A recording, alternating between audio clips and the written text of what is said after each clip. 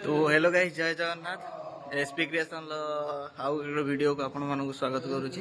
मुझे आपण मानकर सौम्य। तो आज मु घर ठू ब्लॉग स्टार्ट कर नी, तो मंदिर ठू ब्लॉग स्टार्ट कली। आसी तारिणी मंदिर।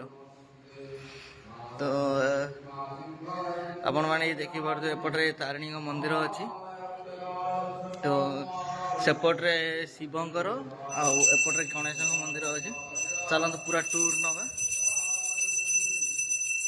मुझे बैक कैमरा करके देखा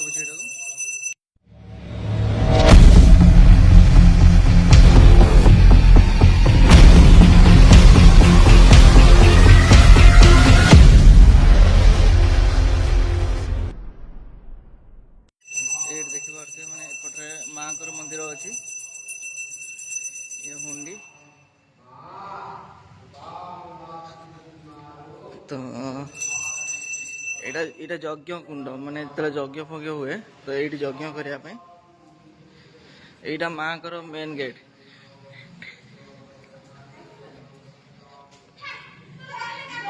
यहाँ हूँ मेन गेट। यहाँ हूँ शिवंकर टेम्पल। तो यहाँ हूँ आपणकर माने महादेव टेम्पल देखिपे।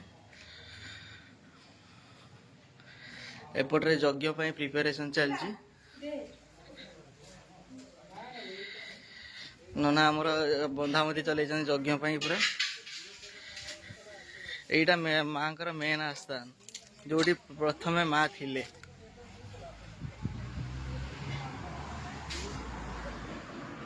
ये माँ मेन आस्थान जो माँ प्रथम थिले। देखो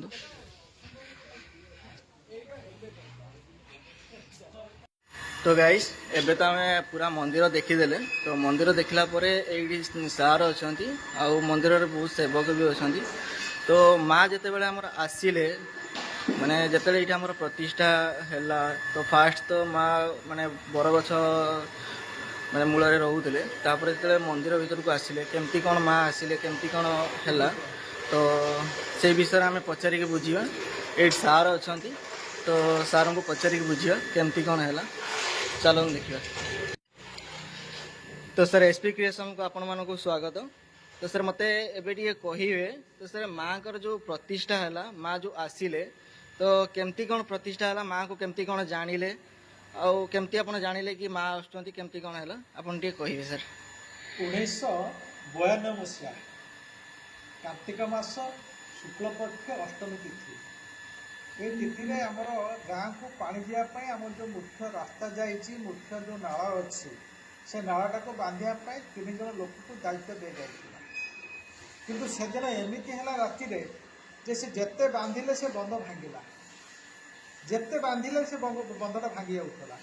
प्राय से 8-9 थर बांधिले बंध भांगी जाऊँगी। कांदी पकईले एत को राति हम पाखापाखि 12टा खंड राति हम देखिले पानी सुखी जी नाली बंध भांगी जाइए। गोटे भासी भासी आसूची से चकचक चकचक करुच्चा तो लाइट बाहर।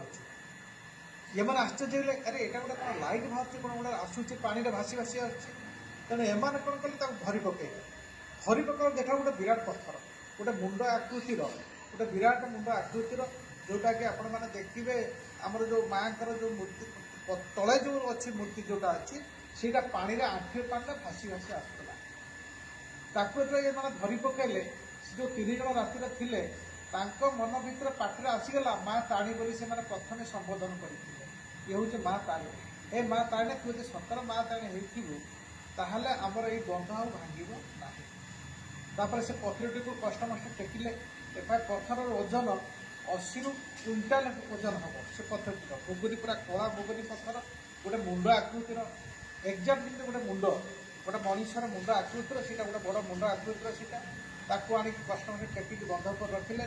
से जो भांगी जाइला बंध ताकू से माने बांधिले बांधिला पर बंध भांगिला तापर दिन डिक्लेयर हो गला जे माँ तारिणी भासी भासी आसते आम रखीचु। तापर बहुत लोक गैदरिंग है 100 लोक गैदरिंग है से जो पाखर जो बरगछ एवं जो बरगछ अच्छी ये विराटकाय बरगछ ओडिशार सबू बरगछ कटी रास्ता पट पूरे गोटे गछ ये अच्छी ओडिशा इतिहास गोटे गछ ये अच्छी ताकू आनी से गछ मूले रखिला এই ଗଛ ମୂଳେ ରଖିଲା ପରେ ମୁଁ ବି ଖବର ପାଇଲି। এই ଖବର ପାଇଲା ପରେ ମୁଁ ସେତେବେଳେ କୋରାପୁଟରେ ଥିଲି। ତାପରେ ଆସିଲି, ଆସି କୁପାରୁ ପଥର ଆଣି ତା ଚାରିପଟେ ଗୋଟେ ବେଢ଼ା କରି ପୁରା ଆସ୍ଥାନ କରିକି ସେ ପଥରକୁ ସ୍ଥାପନ କରାଗଲା ଯେ ମା ତାରିଣୀ। ଏଇଟା ହେଲା 1992 ମସିହା। ସେଇଦିନ ପାଖରୁ ପ୍ରତିଦିନ ରାତିରେ ଏଇ ବରଗଛ ମୂଳୁ ଗୋଟେ ଝୁଣା, ଗୋଟେ ଧୂପର ବାସ୍ନା ବାହାରେ। ଆଉ ଜଣେ କିଏ ସ୍ତ୍ରୀ ଲୋକ, ଜଣେ ବୟସ୍କା ସ୍ତ୍ରୀ ଲୋକ ଏଠି ବସିଥିବାର ହଜାର ହଜାର ଲୋକ ଦେଖିଛନ୍ତି।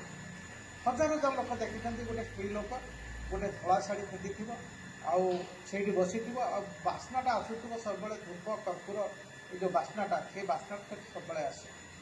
ତାପରେ ଏମିତି ଚାଲିଗଲା, ବେଢ଼ା ହେଲା, ଛୋଟିଆ ମନ୍ଦିରଟା ବି ହେଲା ବରଗଛ ମୂଳେ, ଲୋକ ବି ଆସିଲେ, ପୂଜା କଲେ। ଇଏ 92 ମସିହା କଥା। ଏଇ 92 ମସିହା ବେଳକୁ ଆମର ଯେଉଁ ବର୍ତ୍ତମାନ ଯେ ମୁଖ୍ୟ ପୂଜକ ଅଛନ୍ତି ବୁଦ୍ଧଦେବ ଦାସ, ସେ କାଲକାଟାରେ ପୂଜା କରୁଥିଲେ। ସିଏ ବି ସେ 92 ମସିହା ଆସିଥିଲେ। ସିଏ ଆସିଲା ପରେ ସେଠୁ ମୁଁ ତାଙ୍କୁ କହିଲି, ଏ ବୁଦ୍ଧିଆ ନା, ସେ ଯେଉଁ ଯିଏ ଅଛନ୍ତି ଯେ ମୁଖ୍ୟ ପୂଜକ, ସିଏ ମୋର ଛାତ୍ର, ମୋ ପାଖରେ ପାଠ ପଢ଼ୁଥିଲେ। ମୁଁ ତାକୁ କହିଲି, ବୁଦ୍ଧଦେବ, ତୁ ତ କାଲକାଟା ଯାଉଛୁ, କେତେ ଦିନ ରହିବୁ? ନା ମୁଁ ମାସେ ରହିବି, ଚାଷବାସ ସାରିକି ଫେରିବି। ତାପରେ ମୁଁ କହିଲି, ଗୋଟେ କାମ କର, ତୁ ମାସେଟା ଟିକେ ପୂଜା କର। ସେ ପୂଜା କଲା ମାସେ। এই ଯେଉଁ ମାସଟା ପୂଜା କଲା, ସେ ପୂଜା କଲା ପରେ ମାସ ପୁରିଗଲା ପରେ ସିଏ ମୋତେ କହିଲା, ସାର୍ ମୁଁ ଆଉ ଯିବି ନାହିଁ କାଲକାଟା, ଆଉ ଯିବି ନାହିଁ। ନା କାହିଁକି? ନା ମୋ ମାଆଙ୍କୁ ଏଠି ପୂଜା କରିବି। ମୁଁ କହିଲି, ଆରେ ତୋତେ ତ ମୁଁ କେତେ ପଇସା ଦେଇପାରୁନି, ତୋତେ ମାସରେ 300 ଟଙ୍କା ଦେଉଛି, ଆଉ ବସ୍ତ୍ରଟେ ଦେଉଛି, ଏଇଆ, ଆଉ ନହେଲେ ଅନ୍ୟାନ୍ୟ ଚାଉଳ ପତ୍ର କ'ଣ ପନିପରିବା। କହିଲା, ମୁଁ ତ ତୋତେ ଦେଇପାରିବିନି, ତୋ ପରିବାର। କହିଲା, ନାଇଁ ସାର୍, ଆପଣ ଯେତିକି ଦେଉଛନ୍ତି ସେତିକି, କିନ୍ତୁ ଗଛ ମୂଳେ ମୁଁ ପ୍ରତିଦିନ ମୁଁ ବହୁତ ପଇସା ପାଉଛି। ମୁଁ ମାସକୁ 1000 ଟଙ୍କା ଖଣ୍ଡେ ପାଇଯାଉଛି ଗଛ ମୂଳେ। ଆଉ ମୁଁ କାଲକାଟାରେ କ'ଣ ଅଧିକ ପଇସା କ'ଣ ରୋଜଗାର କରିବି? ତେଣୁ ଏଇ ପ୍ରକାର ସେ ତାର ନିଜେ କହି କହିଲା, ମୁଁ ଏଇଠି ଆଉ କାଲକାଟା ଯିବି ନାହିଁ, ସେଇ ନେବାକୁ ସେଠି ସେ ପୂଜା କଲା।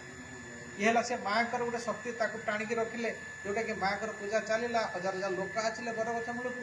ତାପରେ ଆସିଲା ଆମର ସେଇଠୁ ପୂଜା ଚାଲିଥିଲା 2008 ମସିହା। ତା ଭିତରେ ବି ଆମେ ଚେଷ୍ଟା କରିଛୁ ଗୋଟେ ମନ୍ଦିରଟେ କରିବା ପାଇଁ। ଏଇ ଯେଉଁ ମୋ ବାପା ବି ମୋତେ କହିଛନ୍ତି, ଆରେ ଗୋଟେ ମନ୍ଦିରଟେ କର। କିନ୍ତୁ ଦୁର୍ଭାଗ୍ୟ ଯେ ମା ଚାହୁଁନଥିଲେ ଜଣେ କିଏ ମନ୍ଦିରଟା କରୁ। ମା ଚାହୁଁନଥିଲେ। 2008 ମସିହାରେ ଆମର ସୃଷ୍ଟିଧର ସେଠି ଜଣେ ଥିଲେ, ଭିଡ଼ିଓ ଥିଲେ। ସିଏ ଠାକୁରଙ୍କୁ କିଏ ବିଶ୍ୱାସ କରନ୍ତି ନାହିଁ, ସେ କୌଣସି ଠାକୁରଙ୍କୁ ବିଶ୍ୱାସ କରନ୍ତିନି। କିନ୍ତୁ ରାତିରେ ଏମିତି ସେ ସ୍ୱପ୍ନ ଦେଖିଲେ, ସକାଳୁ ଉଠିକି ଆସିକି ପହଞ୍ଚିଲେ, କହିଲେ ଏଇ ଜମିଟା କାହାର, ଏଠି ପଡ଼ିଆ ପଡ଼ିଛି, ଏଇ ଯେଉଁ ଠାକୁର ଅଛନ୍ତି, ଆମେ ଏଇଠି ଗୋଟେ ମନ୍ଦିରଟିଏ କରିବା। ମୁଁ ରାତିରେ ଯେଉଁ ସ୍ୱପ୍ନ ଦେଖିଛି, ଏଇଟା ମନ୍ଦିରଟି ହେବ। ତାପରେ 2008 ମସିହା ଆରମ୍ଭ ହେଲା ମନ୍ଦିର। ଏଇ ଯେଉଁ ମନ୍ଦିର ଯେଉଁ ନିର୍ମାଣ ହେଲା, ଏଇ ମନ୍ଦିର ନିର୍ମାଣରେ କେଉଁଠୁ କ'ଣ ଆସିଲା ଯେ ଆମର ଯେଉଁ ବାଲି, ଯେଉଁ ଇଟା, ଯେଉଁ ମାନେ ଚିପ୍ସ ମେଟାଲ, ସବୁ ଦୁନିଆ ଲୋକ ଆଣିକି ପଠେଇଲେ। ଏଇଟା ବୋଧେ ମା ପଠଉଥିଲେ। ମୋର ବହୁତ ଆଡ଼ୁ ଯେଉଁ ଆସେ ଦେଖେ, ସେମାନେ କୁହନ୍ତି ଆମକୁ 1 ଟଙ୍କା ଦିଅନ୍ତୁ। ସେମାନେ ଗୋଟେ ଟ୍ରିପ୍ ଆଣିଥିବେ, ଚିପ୍ସ ଆଣିଥିବେ, ତ ଆମକୁ 1 ଟଙ୍କା ଦିଅନ୍ତୁ। ଆରେ କାହିଁକି ନା ଆମର ଏଇଟା ଆମ ମାଲିକଙ୍କର ମାନସିକ ଥିଲା, ବା ମୋର ମାନସିକ ଥିଲା, ମୁଁ ନୂଆ ଟ୍ରକ୍ଟେ ଆଣିଲି, ତେଣୁ ମୁଁ ଏଠି ଟ୍ରିପ୍ଟେ ଢାଳିବି। ଏହିସବୁ ଭିତରେ ଆମକୁ ଦୁନିଆ ଲୋକଙ୍କର ସହଯୋଗ, ବହୁତ ଲୋକଙ୍କର ସହଯୋଗ ଥିଲା। ଆନନ୍ଦପୁରରୁ ଭଦ୍ରକ, ଏଠି ଆଗରପଡ଼ାରୁ ଏପଟେ ମଞ୍ଜୁ ରୋଡ଼, ଏଠି ସବୁ ଲୋକଙ୍କର ବହୁତ ଲୋକ ଆସନ୍ତି, ଗ୍ୟାଦରିଂ ହୁଅନ୍ତି। ଗୋଟେ ଏ ଅଞ୍ଚଳର ଗୋଟେ ଏମିତି ଗୋଟେ ମନ୍ଦିର ହେଉଛି ଯେ ଏଠି ଯେଉଁ ମାଆଙ୍କର ଗୋଟେ ଆବିର୍ଭାବ ହେଇଛି, ତେଣୁ ଲୋକଙ୍କୁ କେମିତି କ'ଣ ମାଆଙ୍କର ସେଇ ଯେଉଁ ଶକ୍ତି ଯେଉଁ ଲୋକଙ୍କୁ ଟାଣି ଆଣେ, ଯେ ସବୁଦିନେ ଶହ ଶହ ଲୋକ ଏଠି ଗ୍ୟାଦରିଂ ହେଇଥାନ୍ତି। ତାପରେ ମନ୍ଦିର କାମ ଆରମ୍ଭ ଚାଲିଲା। ଏଇ ଯେଉଁ ମନ୍ଦିର କାମ ଆରମ୍ଭ ଚାଲିଲା, ଯେଉଁ ଆଗରେ ଆମର ଯେଉଁ ଯଜ୍ଞ ମଣ୍ଡପ ଅଛି, ସେଇଠି ଆମ ମନ୍ଦିର ହେବାର ଥିଲା। ସେଟାକୁ ତା ପୂର୍ବଦିନ ତାକୁ ଲିପାଲିପି କରିଥିଲେ। କିନ୍ତୁ ଠିକ୍ ମନ୍ଦିର ଦିନ, ଯେଉଁଦିନ ମନ୍ଦିର ପ୍ରତି ହେବ, ଶୁଭ ଦିଆଯିବ, ସେଦିନ ଏମିତି ହେଲା ଯେ ଏତେ ଲୋକ ଗ୍ୟାଦରିଂ ହେଇଗଲେ, ପାଖାପାଖି 1000ରୁ ଅଧିକ ଲୋକ ଗ୍ୟାଦରିଂ ହେଇଗଲେ। ଏଠି ସମସ୍ତେ ବସିଛନ୍ତି। ଆମର ବି ଜିଲ୍ଲା ପରିଷଦ ଆସିଥିଲେ, ଆମର ବି ସବ୍ କଲେକ୍ଟର ଆସିଥିଲେ, ଏଠି ଆମର ଅର୍ଥ ସାର୍ ଥିଲେ, ଏଠି ଆମ ବିଡ଼ିଓ ସାର୍ ଥିଲେ, ଆହୁରି ବି ମାନ୍ୟଗଣ୍ୟ ଲୋକ ବହୁତ ଥିଲେ। ତେଣୁ ମୋ ମୁଣ୍ଡରେ ଗୋଟେ ପ୍ରଶ୍ନ ଆସିଲା, ଯଦି ଏବେଠାରୁ ଯଦି ଏତେ ଲୋକ, ତାହେଲେ ୟାର ଭବିଷ୍ୟତ କ'ଣ? ମୋତେ ଯେମିତି ଜଣେ କିଏ କହିଦେଉଛି ଯେ ମନ୍ଦିର ବାପା ଏଠି କରନି, ମନ୍ଦିର ପଛେଇକି କର। ମୋତେ ଜଣେ ଏମିତି କିଏ କହିଲା। ମୁଁ ମୋ ବାପା କହିଲି, ବାପା ତୁମେ ଜମି ଦେଉଛ, ତାହେଲେ ମନ୍ଦିରଟା ଏଠି ଯଦି ଏତିକି ଲୋକ, ତାହେଲେ ଆଉ ଯେଉଁ ଭବିଷ୍ୟତରେ କେତେ ଲୋକ ନ ହେବେ। ତାହେଲେ ତମ ଜମି ତମେ ଦେଇଦଉନ, ପଛକୁ ଟିକେ ମନ୍ଦିର ହୁଅନ୍ତା। ସେ କହିଲା ଆରେ ମୁଁ କ'ଣ ମନା କରୁଛି, ତମେ ତ ଏଇଠି ସିଲେକ୍ସନ କଲ, ଏଠି କଲ, ଆରେ ଯାହା ଯୋଉଠି କରୁଛ କର, ମନ୍ଦିର କର, କିନ୍ତୁ ଯେମିତି ମନ୍ଦିର ଭଲ ହବ। ତାପରେ ସାଙ୍ଗେ ସାଙ୍ଗେ ଏଇଟାକୁ ପୁଣି ଏଇ ଯୋଉଠି ମନ୍ଦିର ହେଇଛି ତାକୁ ସେଇ ଜାଗାଟାକୁ ତାପରେ ପୁଣି ତାକୁ ଗଇଁତରେ ତାକୁ ପ୍ଲେନ୍ କରାଗଲା, କରିକି ଲିପାଗଲା, ସେଇଠି ପ୍ରତିଷ୍ଠା କରାଗଲା, ଆମର ଯେଉଁ ଶୁଭ ଦିଆଗଲା। ଆଉ ପ୍ରଥମ ଯେହେତୁ ଏଠି ଶୁଭ ଦିଆ ହେଇଥିଲା, ଏଇଟା ଯଜ୍ଞ ମଣ୍ଡପ, ଆଉ ସେକେଣ୍ଡ ଯୋଉଟା ଶିଳା ବସିଲା ସେଇଟା ହେଲା ମନ୍ଦିର। ତାପରେ ମନ୍ଦିର ପାଇଁ କାରିଗର ଖୋଜା ଚାଲିଲା। ଯେଉଁ କାରିଗର ଖୋଜା ଚାଲିଲା, କେଉଁ କାରିଗର କହିଲା 3 ବର୍ଷ, କିଏ କଲା 4 ବର୍ଷ, କିଏ କଲା 5 ବର୍ଷ, ଏମିତି ସବୁ ବିଭିନ୍ନ ପ୍ରକାର ସବୁ ଯେଉଁ କାରିଗର ମାନେ ଯେଉଁମାନେ ମୂର୍ତ୍ତି କ'ଣ ମନ୍ଦିର ତିଆରି କରିବେ, ସେମାନେ ଏମିତି ସମୟ ଆମକୁ ମାଗିଲେ। ସେଠୁ ଗୋଟେ ମାଆଙ୍କର ଗୋଟେ ନିର୍ଦ୍ଦେଶ ଆସିଲା, ଏମିତି ଗୋଟେ ସ୍ୱପ୍ନ ଗୋଟେ ହେଲା, ଆରେ ତାକୁ କ'ଣ ତୁମେ କହୁଛ, ତମେ ଦେଖ ଏଇଠି ଯେଉଁ ବଙ୍ଗାଳୀ ପିଲା ଅଛି ସେ ବି ପ୍ରଥମେ ମିସ୍ତ୍ରୀ ହେଇଥାଏ। ଏଠି ପ୍ରଣବ ମଣ୍ଡଳ ତା ନାଁ, ଆଉ ମାଧୁ ଯେଉଁ ମଣ୍ଡଳ ଯେଉଁ ଆମର ଓରାଲରେ ଅଛନ୍ତି ତାଙ୍କର ପାଖରେ ସେ କାମ କରୁଥାଏ। ତେଣୁ ମାଆଙ୍କର ଗୋଟେ ଆସିଲା ଯେ ତମେ ତାକୁ ନେଇକି କାମ କର, ତାକୁ ଦିଅ, ସେ ମନ୍ଦିର କରିଦେବ। ତେଣୁ ଏଠି କୌଣସି ପେଶାଦାର କାରିଗର ବା ମନ୍ଦିର ଯେଉଁ ଶିଳ୍ପୀ କାମ କରିନାହାନ୍ତି, ଏ କାମ କରିଛି ଆମର ସେଇ ଯେଉଁ ନୂଆ ପ୍ରଣବ, ସେଇ ଯେଉଁ ପ୍ରଣବ ଯେଉଁ କାମ କଲା। କାମ ଆମର ଆରମ୍ଭ ହେଲା, ଏଇଟା ହେଉଛି ଜାନୁଆରୀ 14/1/2008 ମସିହାର ମନ୍ଦିର ଆମର ଯେଉଁ ସଂକ୍ରାନ୍ତି, ଯେଉଁ ଆମର ମକର ସଂକ୍ରାନ୍ତିରେ ଏଇଟା ଆମର ଭୂମି ପୂଜା ଆରମ୍ଭ ହେଲା। ଆମର ରହିଲା ଆମେ ଯେମିତି ଭାବରେ ହଉ, ଆମେ ଏଇଟା କଲୁ ଜାନୁଆରୀ 14ରେ, ଏପ୍ରିଲ 14ରେ ଏଠି ଆମେ ପ୍ରତିଷ୍ଠା କରିବା ମନ୍ଦିର। ମାତ୍ର ଆମ ହାତରେ ମାତ୍ର ଯେଉଁ ଜାନୁଆରୀ ଫେବୃଆରୀ ମାର୍ଚ୍ଚ 3 ମାସ, ଆରେ 3 ମାସ ଭିତରେ କେମିତି ସମ୍ଭବ ହେବ? କିନ୍ତୁ ଏମିତି ଭାବରେ ଆମକୁ ସହଯୋଗ ମିଳିଲା, ମେଟେରିଆଲ୍ସ ପାଖରୁ ଆରମ୍ଭ କରି ମିସ୍ତ୍ରୀ ପର୍ଯ୍ୟନ୍ତ ଆରମ୍ଭ କରିକି ଆମର ସେ ନାଦ ବି ଅନେକ ପ୍ରଶଂସା ଦେବାର ଅଛି। ସେଠି ଯେତେଟା ମିସ୍ତ୍ରୀ ଦରକାର, କାଲକାଟାରୁ ସ୍ୱତନ୍ତ୍ର ମିସ୍ତ୍ରୀ ସେ ମଗେଇଥିଲେ ଏ ମନ୍ଦିର ପାଇଁ, ଯାହା ଆମର କାମ ଚାଲିଲା। କିନ୍ତୁ ଦୁର୍ଭାଗ୍ୟବଶତଃ ଆମେ ଯେଉଁ ଏପ୍ରିଲ 14ରେ ତ ପ୍ରତିଷ୍ଠା କରିପାରିଲୁ ନାହିଁ, କିନ୍ତୁ ଆମେ ମେ 10ରେ ପ୍ରତିଷ୍ଠା କଲୁ। ସେଇ 2008 ମସିହା, ଯେଉଁ 8 ମସିହା ଜାନୁଆରୀ 14ରେ ଆରମ୍ଭ କରିଥିଲୁ, ଭୂମି ପୂଜା କରିଥିଲୁ, ସେଇ 8 ମସିହା ମେ ମାସ 10 ତାରିଖ ମନ୍ଦିର ପ୍ରତିଷ୍ଠା ହେଲା। এইটা ବୋଧେ ଆମର ଓଡ଼ିଶା କାହିଁ ଭାରତ ଇତିହାସର ପ୍ରଥମ ହେବ ଗୋଟେ ମନ୍ଦିରର ଶୁଭ ଦିଆଯାଇକି ଭୂମି ପୂଜା କରିବାର 4 ମାସ ପରେ ମନ୍ଦିର ପ୍ରତିଷ୍ଠା, ଏଇଟା ବୋଧେ କେହି କରିନଥିବେ। କିନ୍ତୁ ମାଆଙ୍କର ଏମିତି ଭାବରେ ଡୋରି ଲାଗିଲା ଯେ ଆମେ ଜାଣିନଥିବୁ, ମିସ୍ତ୍ରୀ ଆସିକି 4-5 ଜଣ ଆସିକି ଏଠି ଟିକେ ପ୍ଲାଷ୍ଟର କରୁଥିବ, କ'ଣ ସବୁ କାମ କରୁଥିବେ। ଆରେ ବାପା ତମ ଘର କୋଉଠି? ନା ମୋର ମାନସିକ ଥିଲା ମୋ ମାଆଙ୍କର ମନ୍ଦିର କିଛି କରି ମୁଁ ଆସିକି ଏଇଠି କରିଛି, କାମ ଟିକେ ଆଜି କରିବି, କାଲି କରିବି। ଏମିତି ଭାବରେ ଚାଲିଲା ମନ୍ଦିର କାମ ଚାଲିଲା। এই মন্দির কাম চালিলা, আমার মে 10 তারিখে মন্দির প্রতিষ্ঠা করা। এই যে মন্দির প্রতিষ্ঠা কলা ভিতরে আমার গোটে বিশেষ ঘটনা ঘটিলা। কোণ যেতবে আমার মূর্তি অଣାগলা খিচিংরু, মূর্তি ধরিকি আসলে আমার জন ব্রাহ্মণ যাইলে, আমার বি কীর্তন দল যে মৃদঙ্গ ঝাঞ্ঝ ধরি যাইলে, গোটে সেতবে চালুলা ট্রেকর গাড়ি চালুলা, খোলা গাড়ি চালুলা। ସେ ଟ୍ରେକର ଗାଡ଼ିରେ ମୂର୍ତ୍ତି ଆଗରେ ଧରିକି ଜଣେ ବସିଛନ୍ତି, ପଛରେ ଆମର ଅଛନ୍ତି କୀର୍ତ୍ତନ ମଣ୍ଡଳୀ। ଯେତେବେଳେ ମୂର୍ତ୍ତି ଆସୁଛି ତାଙ୍କ ପଛପଟେ ଗୋଟେ ପ୍ରଳୟଙ୍କର ବାତ୍ୟା ଗୋଟେ ମାଡ଼ି ଆସୁଛି, ତାଙ୍କ ପଛେ ପଛେ। ଆଗଟା କ୍ଲିଅର, କିନ୍ତୁ ପଛ ପଛେ ଗୋଟେ ପ୍ରବଳ ଗୋଟେ ବାତ୍ୟା ଗୋଟେ ଆସୁଛି, ସେ ଗଛ ଗୋଟେ ଭାଙ୍ଗି ଭାଙ୍ଗି ଆସୁଛି। ତାହେଲେ ଏଇଟା ଥିଲା ମାଆଙ୍କର ଶକ୍ତି ଯେଉଁ ମୂର୍ତ୍ତି ଆଣିଲା ବେଳେ। ତାପରେ ଦ୍ୱିତୀୟ ଘଟଣା ଘଟିଲା, ଯେଉଁଦିନ ଜ୍ୟୋତି ଆସିଲା ଆମର ମନ୍ଦିରକୁ, ଯେଉଁଦିନ ଜ୍ୟୋତି ଆସିଲା ସେଦିନ ଗୋଟେ ଦ୍ୱିତୀୟ ଘଟଣା ଥିଲା। ଆମର ଏଠୁ 2ଟା ଟ୍ରକ୍ ଯାଇଥିଲା, 2ଟା ଯେଉଁ ଆମର ଯେଉଁ ଇଏ ଗାଡ଼ି, ଯେଉଁ ଟ୍ରେକର ଗାଡ଼ି 2ଟା ଯାଇଥିଲା, ଗୋଟେ କାର୍ ଯାଇଥିଲା, ଏମିତି 5ଟା ଗାଡ଼ି ଯାଇଥିଲା। ଲୋକ ପାଇଁ ବହୁତ ଲୋକ ଯାଇଥିଲେ, ପାଖାପାଖି 600-700 ଲୋକ ଯାଇଥିଲେ ଏଠୁ ଘଟଗାଁକୁ। ଏଇ ବାଜା ଯାଇଥିଲା, ବାଣ ଯାଇଥିଲା, ଫୁଲରେ ସଜା ହେଇଥିଲା ହେଇକି ଜ୍ୟୋତି ଆଣିବା ପାଇଁ। ଆଉ ସେଠି ବହୁତ ଲୋକ ଯାଇଥିଲେ ଜ୍ୟୋତି ଆଣିବା ପାଇଁ। ହେଲେ ଜ୍ୟୋତି ଆମର ଆସିଲା, ଆମର 3ଟା ଜ୍ୟୋତି ଧରିଥିଲେ। 3ଟା ଜ୍ୟୋତି ଆସିଲା ଯେତେବେଳେ, ଜ୍ୟୋତି ଆସିକି ମନ୍ଦିର ପାଖରେ ପହଞ୍ଚିବା ପୂର୍ବରୁ ଆରମ୍ଭ ହେଲା ମାନେ ପ୍ରବଳ ଝଡ଼ ବାତ୍ୟା। ପୁରା ଏତେ ଜୋର ହେଲା ଯେ ବାତ୍ୟା ପୁରା ଗଛ ଡାଳ ପୁରା ଭାଙ୍ଗି ପକେଇଲା। କିନ୍ତୁ ସେଇ ଖୋଲା ବରଗଛ ମୂଳେ ସେ ଜ୍ୟୋତି ଥିଲା, ଜ୍ୟୋତିକି କିନ୍ତୁ ଲିଭେଇ ପାରିଲା ନାହିଁ। ଜ୍ୟୋତି ସେମିତି ଜଳୁଥାଏ, କେବଳ ଗୋଟେ ଛତା ମୁଡ଼େଇକି ସେଇ ଯେଉଁ ଦୀପ ପାଖରେ ଛତା ମୁଡ଼େଇକି ମୁଁ ନିଜେ ବସିଥିଲି, ଆହୁରି 2 ଜଣ ବସିଥିଲେ। ତେଣୁ କିନ୍ତୁ ଦୀପ ଲିଭିଲା ନାହିଁ।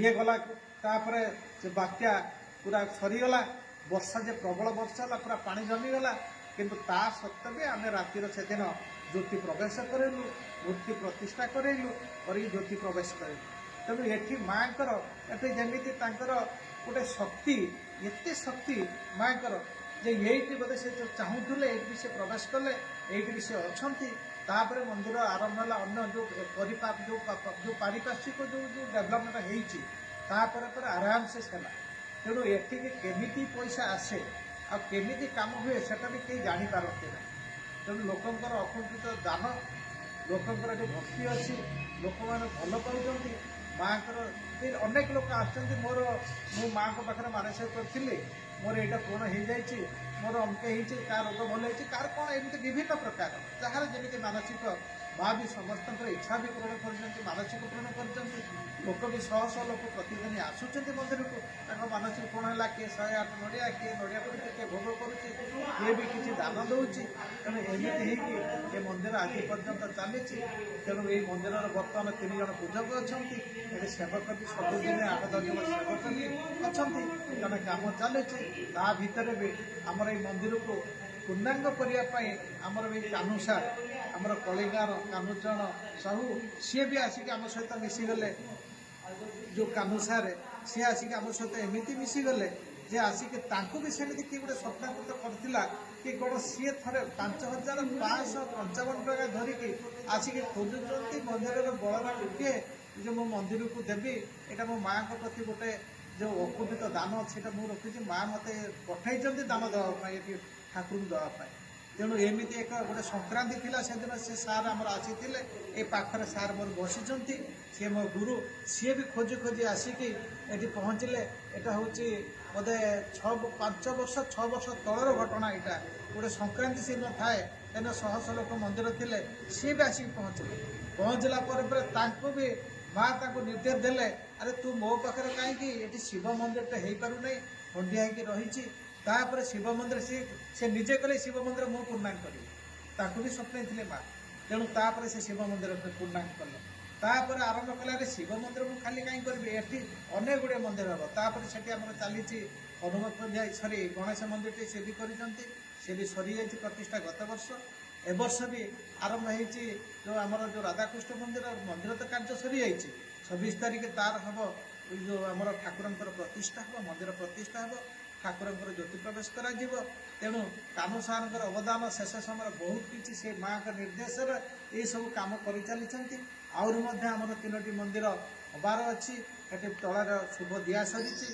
तल फाउंडेसन कम सरी खाली मंदिर उपर हम आमर जो लक्ष्मण मंदिर पंचमुखी हनुमान मंदिर और शनि मंदिर तेणु ये सब माँ का लीला ये माँ का लीला चली आम बंचीचु माँ के पाखे सब बेले आसिक आमर जो जहाँ जी मन था आमर बड़ हबार ना आम सबुदिन ये भल रू माँ को सेवा करूँ ये आमर काम आउ किसी कहबार ना माँ समस्त को भल रखु आमको भल रखु आमर मुख्यतः आमर गुरु कानू सार को भल रखु कहीं से मंदिर प्रेमी अकुंठित चित्त खोला हृदय सी ये मंदिर यही बयस भी सी सबुदिन मंदिर आसुदिन माँ को दर्शन न कले से पागला हो जाए समय बस माँ को पहड़ पड़ो सी जीवे पड़ी तेणु माँ तर मंगल करूँ ये पृथ्वीवासी मंगल करूँ समस्त मंगल करूँ ये है माँ छोटिया कथा जो माँ केमी आस तो गाइस एबे तो आम सार नेले माने माने माँ केमती कौन होता केमती कौन प्रतिष्ठा है तो से विषय तो आम शुणिले तो एबे जीवा माने माँ जो माने भोग जो दि जाए माँ को माने पहड़ पड़े तो ताकू ही देखा देखला परे पुणी भोग प्रसाद आसो प्रसाद सेवन करिया करिकी घर को जा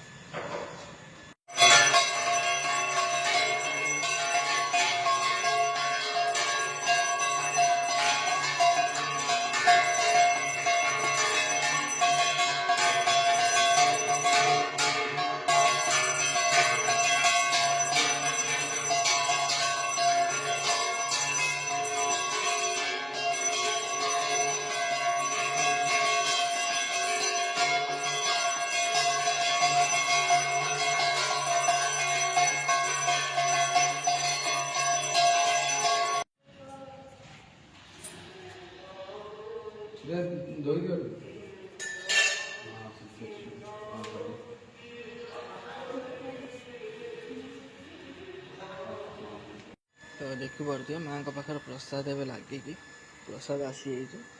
ଏବେ ସମସ୍ତେ ମାନେ ପ୍ରସାଦ ସେବନ କରିବେ।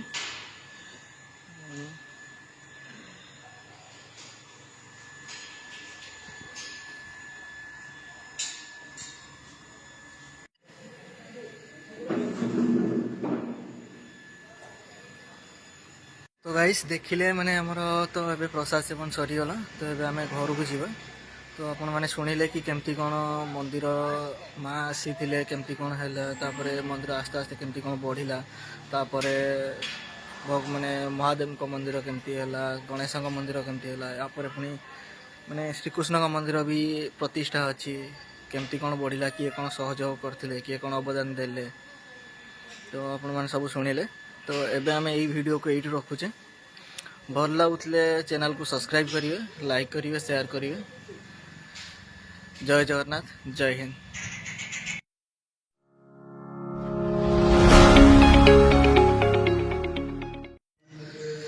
तो हेलो गाइस, जय जगन्नाथ। एसपी क्रिएशन आउ वीडियो को आपण मानक स्वागत करुछि। मु हेली आपण मानकर सौम्य। तो आज मु घर टू ब्लॉग स्टार्ट कर नथिली, तो मंदिर टू ब्लॉग स्टार्ट कली। एबे आसीथिली तारिणी का मंदिर। तो आपण माने देखि पारथि एपटरे तारिणी का मंदिर अछि। तो सेपटरे शिवंकर आउ एपटरे गणेश का मंदिर अछि। चलंत पूरा टूर नगा। मैं आपको बैक कैमरा करके देखा ये।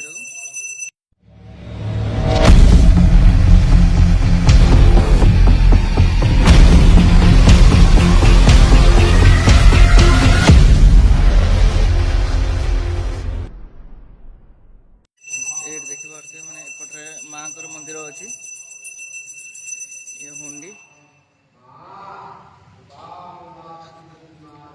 तो यहाँ यज्ञ कुंड माने यज्ञ फज्ञ हुए तो ये यज्ञ करने यहाँ माँ को मेन गेट।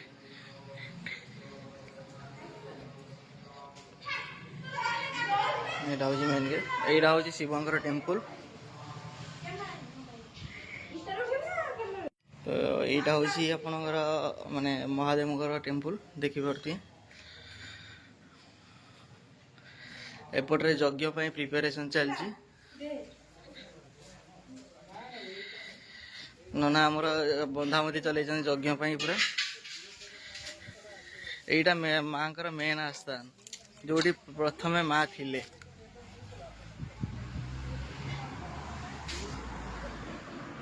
ये माँ को मेन आस्थान जो माँ प्रथम थिले। देखो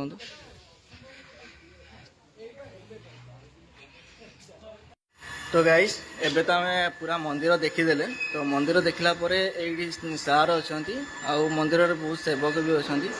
तो माँ जेते बेले हमर आसीले माने जेते बेले इटा हमर प्रतिष्ठा हैला तो फास्ट तो माँ माने बरगछ माने मूल रे रहउतले। तापर जेते मंदिर भीतर को आसीले केमती कोन माँ आसीले केमती कोन हैला तो से विषय आमे पचारि के बुझिबा।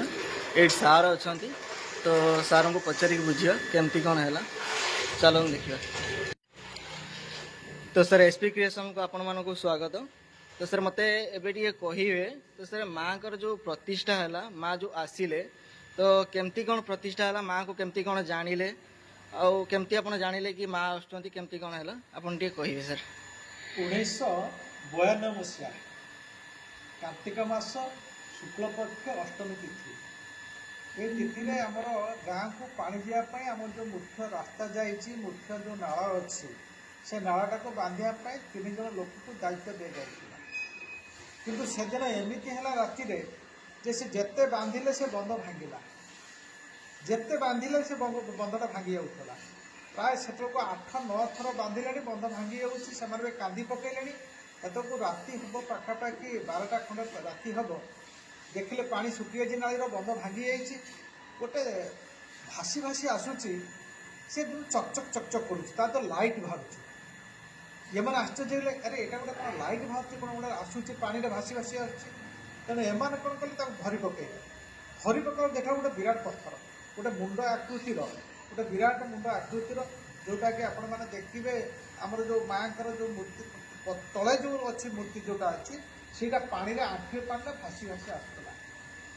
ତାକୁ ଯେତେବେଳେ ଏମାନେ ଧରି ପକାଇଲେ, ସେ ଯେଉଁ 3 ଜଣ ରାତିରେ ଥିଲେ ତାଙ୍କ ମନ ଭିତରେ ପାଟିରେ ଆସିଗଲା ମା ତାରିଣୀ ବୋଲି ସେମାନେ ପ୍ରଥମେ ସମ୍ବୋଧନ କରିଥିଲେ। ଇଏ ହେଉଛି ମା ତାରିଣୀ। ଏ ମା ତାରିଣୀ, ତୁ ଯଦି ସତର ମା ତାରିଣୀ ହେଇଥିବୁ ତାହେଲେ ଆମର ଏଇ ବନ୍ଧ ଆଉ ଭାଙ୍ଗିବ ନାହିଁ। ତାପରେ ସେ ପଥରଟିକୁ କଷ୍ଟମଷ୍ଟେ ଟେକିଲେ। ପଥରର ଓଜନ 80ରୁ କ୍ୱିଣ୍ଟାଲ ଓଜନ ହେବ। ସେ ପଥରଟିର ମୁଗୁନି, ପୁରା କଳା ମୁଗୁନି ପଥର, ଗୋଟେ ମୁଣ୍ଡ ଆକୃତିର, ଏକ୍ଜାକ୍ଟ ଯେମିତି ଗୋଟେ ମୁଣ୍ଡ, ଗୋଟେ ମଣିଷର ମୁଣ୍ଡ ଆକୃତିର, ସେଇଟା ଗୋଟେ ବଡ଼ ମୁଣ୍ଡ ଆକୃତିର ସେଇଟା। ତାକୁ ଆଣିକି କଷ୍ଟମଷ୍ଟେ ଟେକିକି ବନ୍ଧ ଉପରେ ରଖିଲେ। ତାପରେ ସେ ଯେଉଁ ଭାଙ୍ଗି ଯାଇଥିଲା ବନ୍ଧ ତାକୁ ସେମାନେ ବାନ୍ଧିଲା ପରେ ଆଉ ବନ୍ଧ ଭାଙ୍ଗିଲା ନାହିଁ। ତା ପରଦିନ ଡିକ୍ଲାର ହେଇଗଲା ଯେ ମା ତାରିଣୀ ଭାସି ଭାସି ଆସୁଥିଲେ, ଆମେ ତାକୁ ରଖିଛୁ। ତାପରେ ବହୁତ ଲୋକ ଗ୍ୟାଦରିଂ ହେଲେ, ଶହ ଶହ ଲୋକ ଗ୍ୟାଦରିଂ ହେଲେ। ସେଇ ଯେଉଁ ପାଖରେ ଯେଉଁ ବରଗଛ, ଏବେ ଯେଉଁ ବରଗଛ ଅଛି, ଏ ବିରାଟକାୟ ବରଗଛ, ଓଡ଼ିଶାର ସବୁ ବରଗଛ କଟିଛି। ରାସ୍ତାପଟ କୂଳେ ଗୋଟିଏ ଗଛ ଏଇଠି ଅଛି, ଓଡ଼ିଶା ଇତିହାସର ଗୋଟିଏ ଗଛ ଏଇଠି ଅଛି। ତାକୁ ଆଣିକି ସେ ଗଛ ମୂଳେ ରଖିଲା। ଏଇ ଗଛ ମୂଳେ ରଖିଲା ପରେ ମୁଁ ବି ଖବର ପାଇଲି। ଏ ଖବର ପାଇଲା ପରେ ମୁଁ ସେତେବେଳେ କୋରାପୁଟରେ ଥିଲି। ତାପରେ ଆସିଲି, ଆସି କୁପାରୁ ପଥର ଆଣି ତା ଚାରିପଟେ ଗୋଟେ ବେଢ଼ା କରି ପୁରା ଆସ୍ଥାନ କରିକି ସେ ପଥରକୁ ସ୍ଥାପନ କରାଗଲା ଯେ ମା ତାରିଣୀ। ଏଇଟା ହେଲା 1992 ମସିହା। ସେଇଦିନ ପାଖରୁ ପ୍ରତିଦିନ ରାତିରେ ଏଇ ବରଗଛ ମୂଳୁ ଗୋଟେ ଝୁଣା, ଗୋଟେ ଧୂପର ବାସ୍ନା ବାହାରେ। ଆଉ ଜଣେ କିଏ ସ୍ତ୍ରୀ ଲୋକ, ଜଣେ ବୟସ୍କା ସ୍ତ୍ରୀ ଲୋକ ଏଠି ବସିଥିବାର ହଜାର ହଜାର ଲୋକ ଦେଖିଛନ୍ତି। ହଜାର ହଜାର ଲୋକ ଦେଖିଛନ୍ତି। ଗୋଟେ ସ୍ତ୍ରୀ ଲୋକ ଗୋଟେ ଧଳା ଶାଢ଼ୀ ପିନ୍ଧିଥିବ, ଆଉ ସେଇଠି ବସିଥିବ, ଆଉ ବାସ୍ନାଟା ଆସୁଥିବ ସବୁବେଳେ, ଧୂପ କର୍ପୂର, ଏ ଯେଉଁ ବାସ୍ନାଟା, ସେଇ ବାସ୍ନାଟା ସବୁବେଳେ ଆସେ। ତାପରେ ଏମିତି ଚାଲିଗଲା, ବେଢ଼ା ହେଲା, ଛୋଟିଆ ମନ୍ଦିରଟା ବି ହେଲା ବରଗଛ ମୂଳେ, ଲୋକ ବି ଆସିଲେ, ପୂଜା କଲେ। ଇଏ 92 ମସିହା କଥା। ଏଇ 92 ମସିହା ବେଳକୁ ଆମର ଯେଉଁ ବର୍ତ୍ତମାନ ଯେ ମୁଖ୍ୟ ପୂଜକ ଅଛନ୍ତି ବୁଦ୍ଧଦେବ ଦାସ, ସେ କାଲକାଟାରେ ପୂଜା କରୁଥିଲେ। ସିଏ ବି ସେ 92 ମସିହା ଆସିଥିଲେ। ସିଏ ଆସିଲା ପରେ ସେଠୁ ମୁଁ ତାଙ୍କୁ କହିଲି, ଏ ବୁଦ୍ଧିଆ ନା, ସେ ଯେଉଁ ଯିଏ ଅଛନ୍ତି ଯେ ମୁଖ୍ୟ ପୂଜକ, ସିଏ ମୋର ଛାତ୍ର, ମୋ ପାଖରେ ପାଠ ପଢ଼ୁଥିଲେ। ମୁଁ ତାକୁ କହିଲି, ଏ ବୁଦ୍ଧଦେବ, ତୁ ତ କାଲକାଟା ଯାଉଛୁ, କେତେ ଦିନ ରହିବୁ? ନା ମୁଁ ମାସେ ରହିବି, ଚାଷବାସ ସାରିକି ଫେରିବି। ତାପରେ ମୁଁ କହିଲି, ଗୋଟେ କାମ କର, ତୁ ମାସେଟା ଟିକେ ପୂଜା କର। ସେ ପୂଜା କଲା ମାସେ। ଏଇ ଯେଉଁ ମାସଟା ପୂଜା କଲା, ସେ ପୂଜା କଲା ପରେ ମାସ ପୁରିଗଲା ପରେ ସିଏ ମୋତେ କହିଲା, ସାର୍ ମୁଁ ଆଉ ଯିବି ନାହିଁ କାଲକାଟା, ଆଉ ଯିବି ନାହିଁ। ନା କାହିଁକି? ନା ମୋ ମାଆଙ୍କୁ ଏଠି ପୂଜା କରିବି। ମୁଁ କହିଲି, ଆରେ ତୋତେ ତ ମୁଁ କେତେ ପଇସା ଦେଇପାରୁନି, ତୋତେ ମାସରେ 300 ଟଙ୍କା ଦେଉଛି, ଆଉ ବସ୍ତ୍ରଟେ ଦେଉଛି, ଏଇଆ, ଆଉ ନହେଲେ ଅନ୍ୟାନ୍ୟ ଚାଉଳ ପତ୍ର କ'ଣ ପନିପରିବା। କହିଲା, ମୁଁ ତ ତୋତେ ଦେଇପାରିବିନି, ତୋତେ ପରିବାର। କହିଲା, ନାଇଁ ସାର୍, ଆପଣ ଯେତିକି ଦେଉଛନ୍ତି ସେତିକି, କିନ୍ତୁ ଗଛ ମୂଳେ ମୁଁ ପ୍ରତିଦିନ ମୁଁ ବହୁତ ପଇସା ପାଉଛି। ମୁଁ ମାସକୁ 1000 ଟଙ୍କା ଖଣ୍ଡେ ପାଇଯାଉଛି ଗଛ ମୂଳେ। ଆଉ ମୁଁ କାଲକାଟାରେ କ'ଣ ଅଧିକ ପଇସା କ'ଣ ରୋଜଗାର କରିବି? ତେଣୁ ଏଇ ପ୍ରକାର ସେ ତାର ନିଜେ କହି କହିଲା, ମୁଁ ଏଇଠି ଆଉ କାଲକାଟା ଯିବି ନାହିଁ, ସେଇ ନେବାକୁ ସେଇଠି ସେ ପୂଜା କଲା। ଇଏ ହେଲା ସେ ମାଆଙ୍କର ଗୋଟେ ଶକ୍ତି, ତାକୁ ଟାଣିକି ରଖିଲେ, ଯେଉଁଟାକି ମାଆଙ୍କର ପୂଜା ଚାଲିଲା। ହଜାର ହଜାର ଲୋକ ଆସିଲେ ବରଗଛ ମୂଳକୁ। ତାପରେ ଆସିଲା ଆମର ସେଇଠୁ ପୂଜା ଚାଲିଥିଲା 2008 ମସିହା। ତା ଭିତରେ ବି ଆମେ ଚେଷ୍ଟା କରିଛୁ ଗୋଟେ ମନ୍ଦିରଟେ କରିବା ପାଇଁ। ଏଇ ଯେଉଁ ମୋ ବାପା ବି ମୋତେ କହିଛନ୍ତି, ଆରେ ଗୋଟେ ମନ୍ଦିରଟେ କର, କିନ୍ତୁ ଦୁର୍ଭାଗ୍ୟ ଯେ ମା ଚାହୁଁନଥିଲେ ଜଣେ କିଏ ମନ୍ଦିରଟା କରୁ। ମା ଚାହୁଁନଥିଲେ।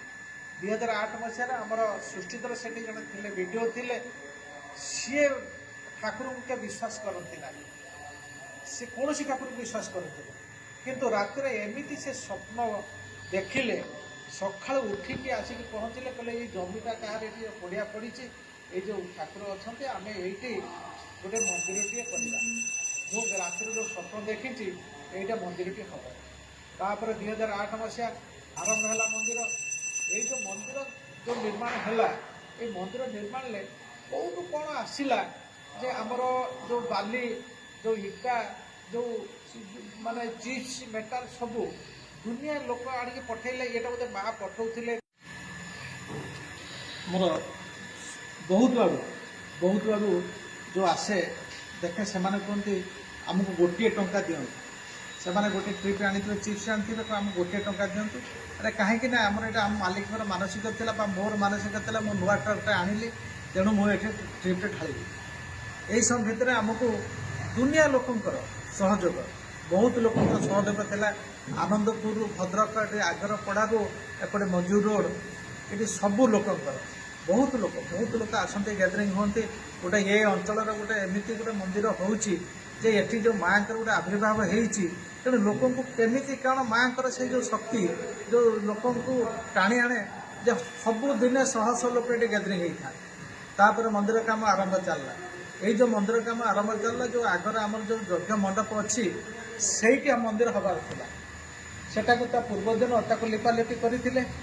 କିନ୍ତୁ ଠିକ୍ ମନ୍ଦିର ଦିନ, ଯେଉଁଦିନ ମନ୍ଦିର ପ୍ରତି ହେବ ଶୁଭ ଦିଆଯିବ, ସେଦିନ ଏମିତି ହେଲା ଯେ ଏତେ ଲୋକ ଗ୍ୟାଦରିଂ ହେଇଗଲେ, ପାଖାପାଖି 1000ରୁ ଅଧିକ ଲୋକ ଗ୍ୟାଦରିଂ ହେଇଗଲେ। ଏଠି ସମସ୍ତେ ବସିଛନ୍ତି। ଆମର ବି ଜିଲ୍ଲା ପରିଷଦ ଆସିଥିଲେ, ଆମର ବି ସବ୍ କଲେକ୍ଟର ଆସିଥିଲେ, ଏଠି ଆମର ଅଫିସର ସାର୍ ଥିଲେ, ଏଠି ଆମ ବିଡ଼ିଓ ସାର୍ ଥିଲେ, ଆହୁରି ବି ମାନ୍ୟଗଣ୍ୟ ଲୋକ ବହୁତ ଥିଲେ।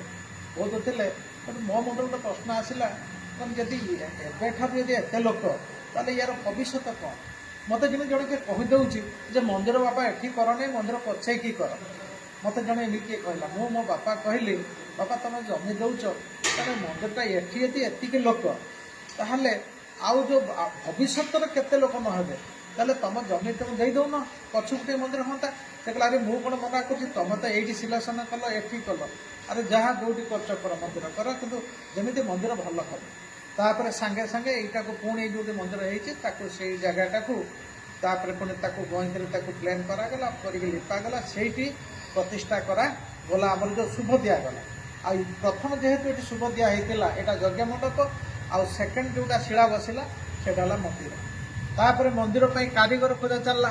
ଯେଉଁ କାରିଗର ଖୋଜା ଚାଲିଲା, କେଉଁ କାରିଗର କହିଲା 3 ବର୍ଷ, କିଏ କଲା 4 ବର୍ଷ, କିଏ କଲା 5 ବର୍ଷ, ଏମିତି ସବୁ ବିଭିନ୍ନ ପ୍ରକାର ସବୁ ଯେଉଁ କାରିଗରମାନେ ଯେଉଁମାନେ ମୂର୍ତ୍ତି କ'ଣ ମନ୍ଦିର ତିଆରି କରିବେ, ସେମାନେ ଏମିତି ସମୟ ଆମକୁ ମାଗିଲେ। ସେଠୁ ଗୋଟେ ମାଆଙ୍କର ଗୋଟେ ନିର୍ଦ୍ଦେଶ ଆସିଲା, ଏମିତି ଗୋଟେ ସ୍ୱପ୍ନ ଗୋଟେ ହେଲା, ଆରେ ତାକୁ କ'ଣ ତୁମେ କହୁଛ? ତୁମେ ଦେଖ, ଏଇଠି ଯେଉଁ ବଙ୍ଗାଳୀ ପିଲା ଅଛି, ସେ ବି ପ୍ରଥମେ ମିସ୍ତ୍ରୀ ହେଇଥାଏ। ଏଠି ପ୍ରଣବ ମଣ୍ଡଳ ତା ନାଁ, ଆଉ ମାଧୁ ଯେଉଁ ମଣ୍ଡଳ ଯେଉଁ ଆମର ଓରାଲରେ ଅଛନ୍ତି, ତାଙ୍କର ପାଖରେ ସେ କାମ କରୁଥାଏ। ତେଣୁ ମାଆଙ୍କର ଗୋଟେ ଆସିଲା ଯେ ତୁମେ ତାକୁ ନେଇକି କାମ କର, ତାକୁ ଦିଅ, ସେ ମନ୍ଦିର କରିଦେବ। ତେଣୁ ଏଠି କୌଣସି ପେଶାଦାର କାରିଗର ବା ମନ୍ଦିର ଯେଉଁ ଶିଳ୍ପୀ କାମ କରିନାହାନ୍ତି।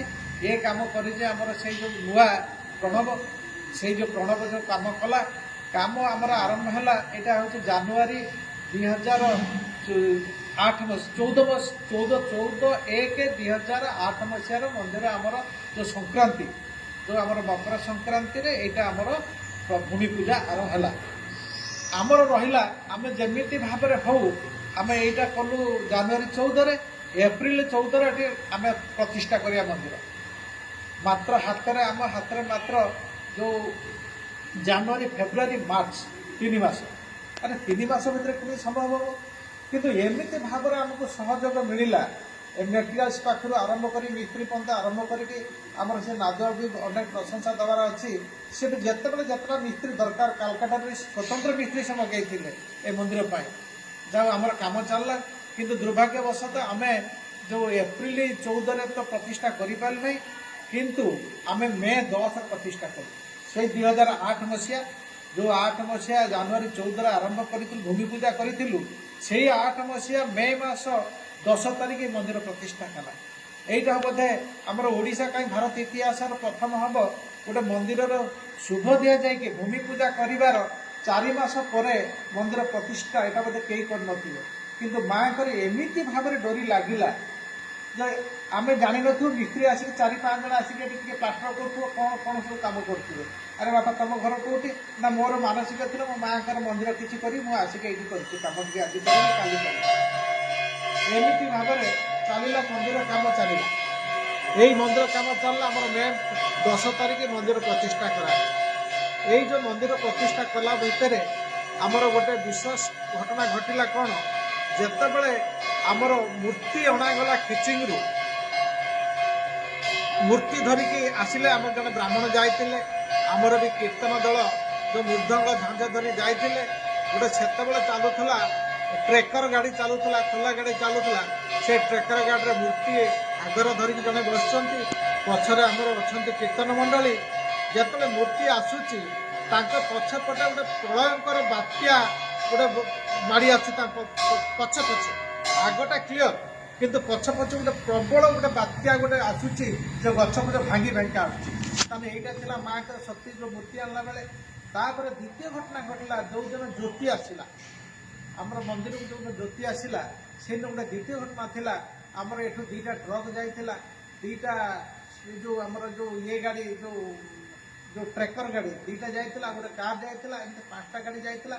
ଲୋକ ପାଇଁ ବହୁତ ଲୋକ ଯାଇଥିଲେ, ପାଖାପାଖି 600-700 ଖଣ୍ଡ ଲୋକ ଯାଇଥିଲେ ଏଠୁ ଘଟଗାଁକୁ। ଏଇ ବାଜା ଯାଇଥିଲା, ବାଣ ଯାଇଥିଲା, ଫୁଲରେ ସଜା ହେଇଥିଲା ହେଇକି ଜ୍ୟୋତି ଆଣିବା ପାଇଁ। ଆଉ ସେଠି ବହୁତ ଲୋକ ଯାଇଥିଲେ ଜ୍ୟୋତି ଆଣିବା ପାଇଁ। ହେଲେ ଜ୍ୟୋତି ଆମର ଆସିଲା, ଆମର 3ଟା ଜ୍ୟୋତି ଧରିଥିଲେ। 3ଟା ଜ୍ୟୋତି ଆସିଲା ଯେତେବେଳେ ଜ୍ୟୋତି ଆସିକି ମନ୍ଦିର ପାଖରେ ପହଞ୍ଚିବା ପୂର୍ବରୁ ଆରମ୍ଭ ହେଲା ମାନେ ପ୍ରବଳ ଝଡ଼ ବାତ୍ୟା। ପୁରା ଏତେ ଜୋର ହେଲା ଯେ ବାତ୍ୟା ପୁରା ଗଛ ଡାଳ ପୁରା ଭାଙ୍ଗି ପକେଇଲା। କିନ୍ତୁ ସେଇ ଖୋଲା ବରଗଛ ମୂଳେ ସେ ଜ୍ୟୋତି ଥିଲା, ଜ୍ୟୋତିକି କିନ୍ତୁ ଲିଭେଇ ପାରିଲା ନାହିଁ। ଜ୍ୟୋତି ସେମିତି ଜଳୁଥାଏ। କେବଳ ଗୋଟେ ଛତା ମୁଡ଼େଇକି ସେଇ ଯେଉଁ ଦୀପ ପାଖରେ ମୁଁ ଛତା ମୁଡ଼େଇକି ମୁଁ ନିଜେ ବସିଥିଲି, ଆହୁରି 2 ଜଣ ବସିଥିଲେ। ତେଣୁ କିନ୍ତୁ ଦୀପ ଲିଭିଲା ନାହିଁ। ଇଏ ଗଲା, ତାପରେ ସେ ବାତ୍ୟା ପୁରା ସରିଗଲା। ବର୍ଷା ଯେ ପ୍ରବଳ ବର୍ଷା ହେଲା, ପୁରା ପାଣି ଜମିଗଲା।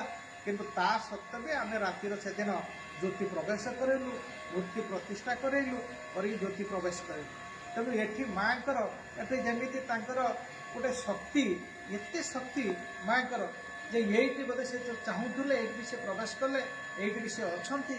ତାପରେ ମନ୍ଦିର ଆରମ୍ଭ ହେଲା। ଅନ୍ୟ ଯେଉଁ ପାରିପାର୍ଶ୍ୱିକ ଯେଉଁ ଡେଭଲପମେଣ୍ଟ ହେଇଛି ତାପରେ ପରେ ଆରାମସେ ହେଲା। ତେଣୁ ଏଠିକି କେମିତି ପଇସା ଆସେ ଆଉ କେମିତି କାମ ହୁଏ ସେଟା ବି କେହି ଜାଣିପାରନ୍ତି ନାହିଁ।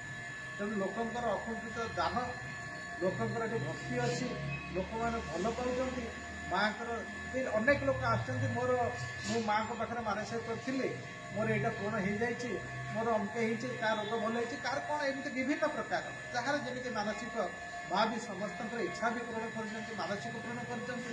ଲୋକ ବି ଶହ ଶହ ଲୋକ ପ୍ରତିଦିନ ଆସୁଛନ୍ତି ମନ୍ଦିରକୁ, ତାଙ୍କ ମାନସିକ ପୂରଣ ହେଲା। କିଏ 108 ନଡ଼ିଆ, କିଏ ନଡ଼ିଆ କରୁଛି, କିଏ ଭୋଗ କରୁଛି, କିଏ ବି କିଛି ଦାନ ଦେଉଛି।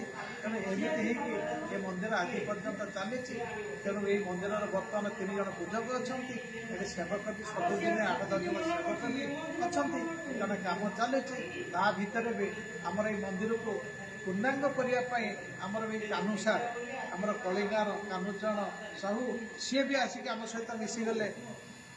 ଯେଉଁ କାହ୍ନୁ ସାର୍ ସିଏ ଆସିକି ଆମ ସହିତ ଏମିତି ମିଶିଗଲେ ଯେ ଆସିକି ତାଙ୍କୁ ବି ସେମିତି କିଏ ଗୋଟେ ସ୍ୱପ୍ନାକୃତ କରିଥିଲା କି କ'ଣ, ସିଏ ଥରେ 5,555 ଟଙ୍କା ଧରିକି ଆସିକି ଖୋଜୁଛନ୍ତି ମନ୍ଦିରର ବଳରା ଗୋଟିଏ ଯେ ମୁଁ ମନ୍ଦିରକୁ ଦେବି।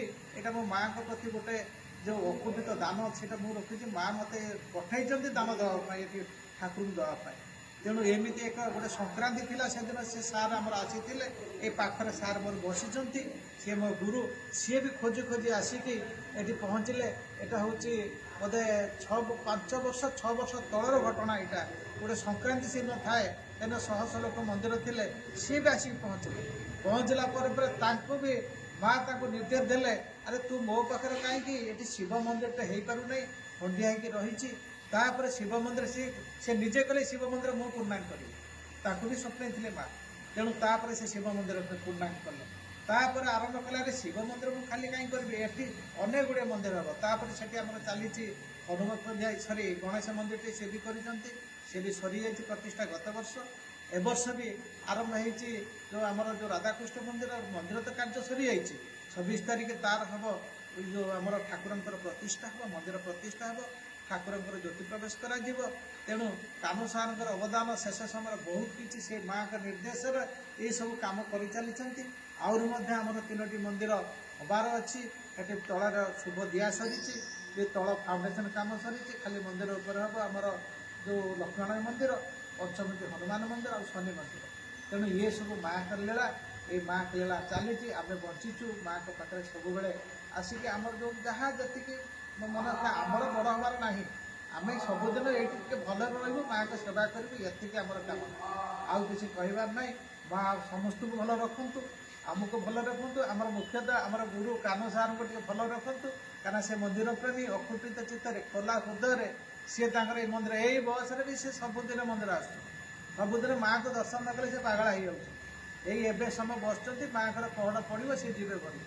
तेणु माँ ताकर मंगल करतु ये पृथ्वीवासी मंगल करतु समस्त मंगल करतु ये है माँ छोटिया कथा जो माँ केमी आस। तो गाइस एबे तो आमे सारंठू नेले माने माने माँकर केमती कौन होइथिला केमती कौन प्रतिष्ठा हैला तो से विषय तो आमे शुणिले। तो एबे जिबा माने माँकर जो माने भोग जो दिया जाए माँ को माने पहड़ पड़े तो ताकू ही देखिबा। देखला परे पुणी भोग प्रसाद आसीबो प्रसाद सेवन करिया करिकी घर को जिबा।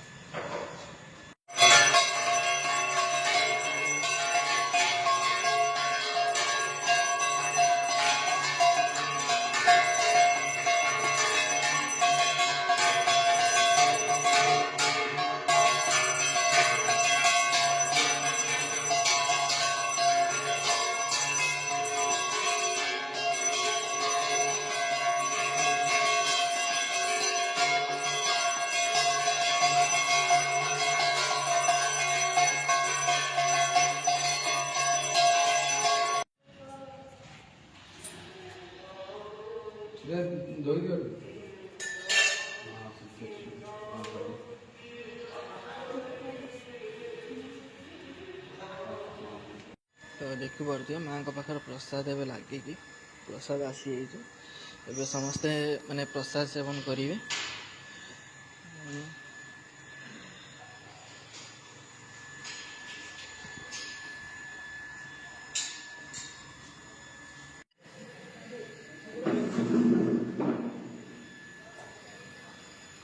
तो गाइस देखिले माने हमर तो एबे प्रसाद सेवन सरीगला तो एबे आमे घर को जीवा। तो आपण माने सुनिले कि केमती कौन मंदिर माँ आसी केमती कौन है मंदिर आस्ते आस्ते केमती कौन बढ़िला तापरे भोग माने महादेव को मंदिर केमती है गणेश मंदिर केमती है यापर पुणी माने श्रीकृष्ण का मंदिर भी प्रतिष्ठा अच्छी केमती कौन बढ़िला किए कौन सहयोग करते किए कौन अवदान देले तो आपण माने सब शुणिले। तो एबे आमे एई वीडियो को एइट रखुचे भल लागुतले चैनल को सब्सक्राइब करिवे लाइक करिवे शेयर करिवे। जय जगन्नाथ जय हिंद।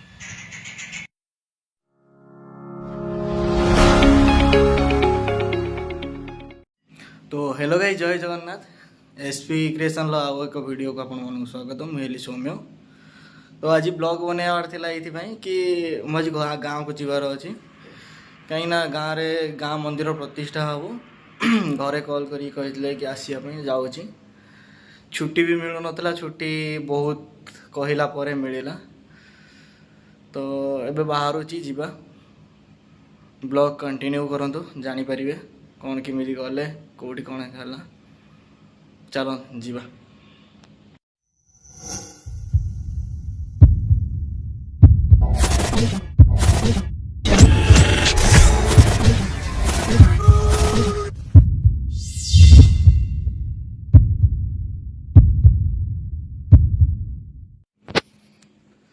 सो गाइस एबे तो माने रापिड एबे मु बुक करथिली तो बुक करली एबे तो से भाई एबे मते कॉल करले कहले मु जाउची वेट कर मु आस आराम से आस तो टेंशन नहीं ता भीतर मु ट्रॉलीटा बाहर कर देली देखि पारथिबे एबे ई ट्रॉलीटा मु बाहर कर देली तो चलन जीवा।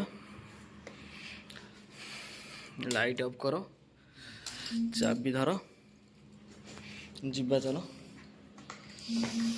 बाय बाय रूम देखा हम पुणी 8 दिन पर जीवा देखी दवा आउ कौटी कौन छाड़देली कि मुझे तो कौटी कि छाड़ी शायद एक्सट्रा पकई देती पकेट रे आउ तो कौटी कि छाड़ी नहीं ना आउ कौटी कि छाड़ी नहीं चलन जीवा भाई ना आसीगले चलतु चलतु भाई जीवा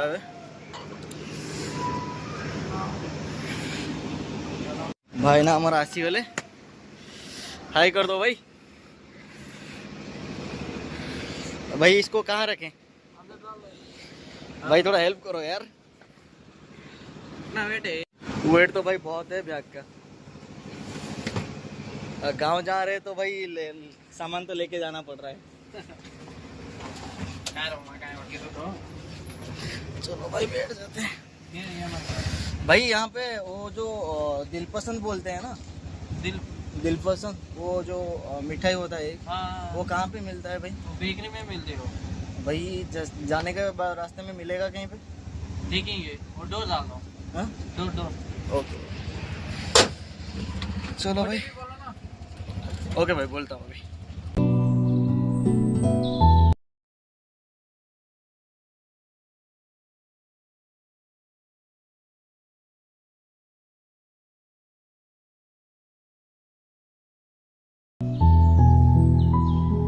तो भाई फाइनाली ऑटो मिलगला। तो भाई आमर पड़े आसले पड़ेगा ଏବେ ଯାଉଛେ ଆଉ ମୋର ଚାର୍ଜ ମାନେ ମୋ ଦାଦା ମୋତେ କହିଥିଲେ ବୁଲିବା ଯାଉ କହିଥିଲେ ଆଇଲା ବେଳକୁ ଦିଲ୍ ପସନ୍ଦ ଟିକେ ଧରିକି ଆସିବ।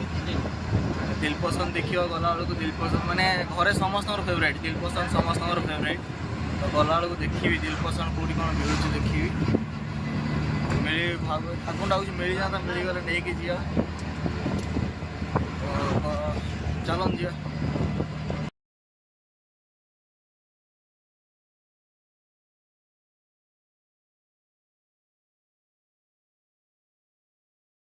गले मियापुर मेट्रो स्टेशन। तो एवटू मोर बस अच्छी भुवनेश्वर पाई। आ भाई बाट सारा बहुत खोजिली आमर दिल पसंद कथा कही घरे। तो दिल पसंद पाई बहुत खोजिली मिलला ही नहीं, मन दुख होगा मिललानी। मैंने मिनिमम 7-8टा दुकान खोजिली मिलला ही नहीं, बहुत मन दुख होगा। तो भाई वेट करियो, 45 मिनट्स लेट अच्छी बस है। तो कौन करी छिड़ा हवा छड़ा कम ही किसी ना मोर। छिड़ा भी छिड़ा कि कौन करी भावुची। 45 मिनट्स लेट अच्छी ए। चलो बस आसिले देखियो। तो भाई ये समय पर तो फाइनाली आसी बस रे बसते या पूर्व आउ गोटे बस रे थिला। तो सेठी वीडियो थिला से वीडियो बन पारि। तो फाइनाली आसिकी बस रे बसले। टाइम हो गला आसिकी केतरा 8:18 हो गला आसिकी फाइनल। माने जो डायरेक्ट बस रे बसला बेलू आसिक 8:18 हो गला टाइम। भाई मत मैंने गोटे कथा है लॉन्ग टूर मैंने हैदराबाद टू जदि किए भुवनेश्वर भी जाऊँ तो मत सब बेस्ट लगे सामल ट्रावेल्स बस भितर मत सब बेस्ट लगे। ये सी है क्या? मेरा डी है। ओ सॉरी उसके पीछे आप A B C D count कर लो। ए बी सी आपका तीसरा वाला ये वाला है ना? ये वाला आपका है, मेरा ये वाला है। तो भाई मैं कल मैंने भूल सी सीट रे बस पड़ी डी सीट रे बस आगा था।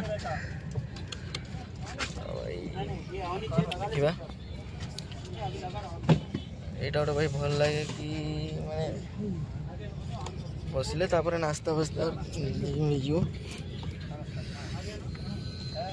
काम करूँ ना कि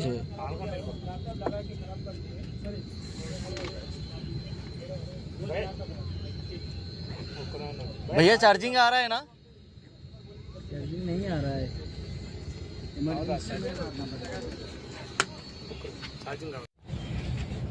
तो भाई चार्जिंग पे भावुली कि चार्ज हो खराब अच्छी सकेट खराब अच्छी माने मैनुअली सकेट देइछन्ती गोटे extra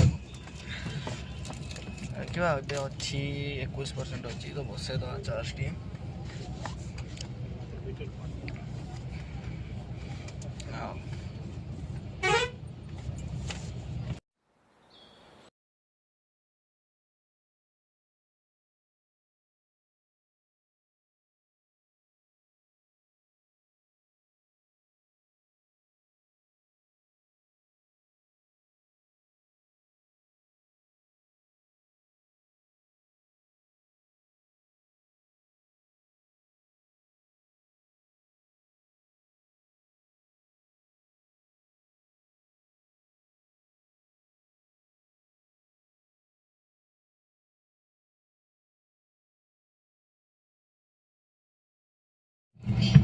hello guys good morning.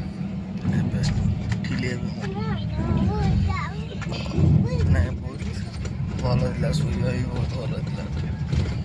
रात ଗୋଟେ ଜାଗାରେ ଅଟକିଥିଲା ଖାଇବା ପାଇଁ ଖାଇଲେ ଖାଇସାରିଲା ପରେ ଶୋଇ ପଡ଼ିଥିଲି ଏବେ ଉଠିଲି ଟାଇମ୍ ଆସିକି ହେଇଗଲା 8:30 ପହଞ୍ଚିବ ମ୍ୟାପ୍ରେ ଦେଖୁଥିଲି ଲେଖୁଥିଲା 12:30 ସୁଦ୍ଧା ପହଞ୍ଚିଯିବ ବଟ୍ ମୋତେ ଲାଗୁନି ଏତେ ଶୀଘ୍ର ପହଞ୍ଚିବ ବୋଲି ଟାଇମ୍ ଥିଲା 1:45 ଟାଇମ୍ ଥିଲା 2ଟା ବି ନୁହଁ 1:45 ଟାଇମ୍ ଥିଲା ତ ଦେଖିବା କ'ଣ ହେଉଛି କେତେବେଳେ ପହଞ୍ଚଉଛି ବ୍ଲଗ୍ କଣ୍ଟିନ୍ୟୁ କରନ୍ତୁ ଜାଣିପାରିବେ ଆଉ ମୁଁ ଘରେ ପହଞ୍ଚିଲେ ଘରର ଟୁର୍ ଆଉ ତାପରେ ମନ୍ଦିର ଯେଉଁ ପ୍ରତିଷ୍ଠା ହେବ ମନ୍ଦିରର ବ୍ଲଗ୍ ବନିବ କଣ୍ଟିନ୍ୟୁ କରନ୍ତୁ ଚ୍ୟାନେଲକୁ ସବସ୍କ୍ରାଇବ୍ କରି ରଖନ୍ତୁ ସବୁ ଜାଣିପାରିବେ ଚାଲନ୍ତୁ ପୁଣି ଓହ୍ଲେଇଲେ ଜଣାପଡ଼ିବ କ'ଣ ହେଉଛି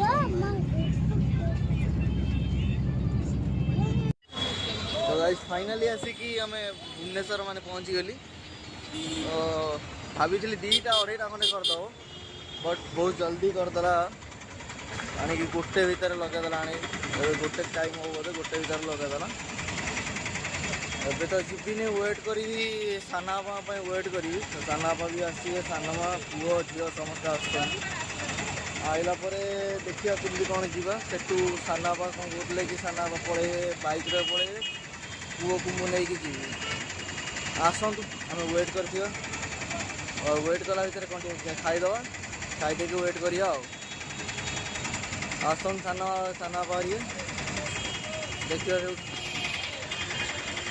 ଆଉ ଭୁବନେଶ୍ୱର ପହଞ୍ଚିଲି ଭାଇ ଆଜି ମୌସମ ବହୁତ ବଢ଼ିଆ ଅଛି ଖରା ହେଉଛି ସତ କିନ୍ତୁ ଆକାଶଟା ଆଉ ଦେଖିବାକୁ ବଢ଼ିଆ ଲାଗୁଛି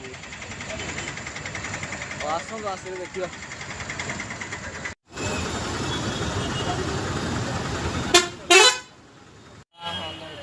ତ ଫାଇନାଲି ଗାଇଜ୍ ଏବେ ପହଞ୍ଚିଗଲେ ଆସିକି ମାନେ ପହଞ୍ଚିଲେ କି ସବୁ ବସ୍ ଆସିକି ଫାଇନାଲି ପହଞ୍ଚିଗଲା ବସ୍ରେ ଏବେ ଚଢ଼ିଗଲେ ଆଉ ପାଖରେ ଭାଇ ବି ଆସିଛି ମାନେ ସାନ ଭାଇଟା ଆସିଲା ସାନ ବାପା ସାନ ମା ଆସୁଛନ୍ତି ପଛରେ ବାଇକ୍ରେ ଆସୁଛନ୍ତି ଏଇଆ କ'ଣ ହେଲା କିରେ ଆରେ ମୁଁ ପରେ ଖାଇବି ଆର ବସ୍ ମୋର ବାନ୍ତି ଲାଗୁଛି ଆର ସେଇଥିପାଇଁ ମୁଁ ଖାଉନି କିଛି ଆଉ ଏକର ତ ଇଏ ଯେଉଁ ବସ୍ ମାନେ ବେକୁର ଅଛି ଗରମ ଅଛି ଯେଉଁଭଳିଆ ମାନେ ବାମ୍ଫ ବାହାରିଯିବ ମୁଁ ସେଇଥିପାଇଁ ବାହାରେ କିଛି ଖାଉନଥିଲି ହ୍ୟାଲୋ ଚାଲ ଯିବା ଏଇ ଆମର ମାଙ୍କଡ଼ ଏଇ ମାଙ୍କଡ଼ ଏଇ ମାଙ୍କଡ଼ ଥଣ୍ଡା ହେଇଯାଇଛି ରେ ଥଣ୍ଡା ହେଇଯାଇଛି ଥଣ୍ଡା ବହୁତ ଝିଅକୁ ତାକୁ ସେ 5-6 ଦିନ ଜ୍ୱରରେ ପଡ଼ି ଉଠିଲା ଓହୋ ମେଡ଼ିସିନ ଖାଉଛି ନା ତ ଫାଇନାଲି ଆଉ ରହିଲା ମାତ୍ର 4 କିଲୋମିଟର 4 କିଲୋମିଟର ପରେ ପହଞ୍ଚିବା ଟିକେ ସୁକୁନ ମିଳିବ ଦେଖିବା ବାଟରେ ରହିଥିଲା ବସ୍ ଟିକେ ରହିଥିଲା ସେ ନେଇ ଓହ୍ଲେଇଲି ଟିକେ ଫ୍ରି ଲାଗିଲା ଟିକେ ଓହ୍ଲେଇକି ଭିତରେ ଭାଇ ବସିଛି ସାନ ଭାଇଟା ତ ଗଲେ ଦେଖିବା କ'ଣ ଘରେ କିଏ ସବୁ ଆସୁଛନ୍ତି ମନ୍ଦିର ପ୍ରତିଷ୍ଠା ଅଛି କିଏ ସବୁ ଆସୁଛନ୍ତି ଚାଲନ୍ତୁ ଯିବା ତ ଗାଇସ୍ ଗୁଡ଼୍ ମର୍ଣ୍ଣିଂ ଶୁଭ ସକାଳ ତ କାଲି ମୋର ବ୍ଲଗ୍ ଏଣ୍ଡ କରିବାର ଥିଲା ତ ପହଞ୍ଚିଲା ପରେ ଏଇଠି ଟିକେ ପ୍ରୋବ୍ଲେମ୍ ହେଇଗଲା ଘର ପାଖରେ ତ ସେଥିପାଇଁ ମୁଁ ଭିଡ଼ିଓ ବନେଇ ପାରିଲିନି ସେଥିପାଇଁ ସକାଳୁ ଉଠିଲି କହିଲି ନାଇଁ ଜଣେଇଦେବା ଏବେ ଏଣ୍ଡ କଲି ଭିଡ଼ିଓ ଏଣ୍ଡ କଲି ଏଇଠି କ'ଣ ମହେନ୍ଦ୍ରା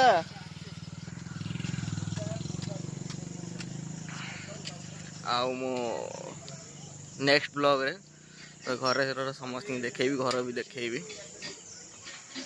ଓକେ ରହିଲେ ଜୟ ଜଗନ୍ନାଥ ଜୟ ହିନ୍ଦ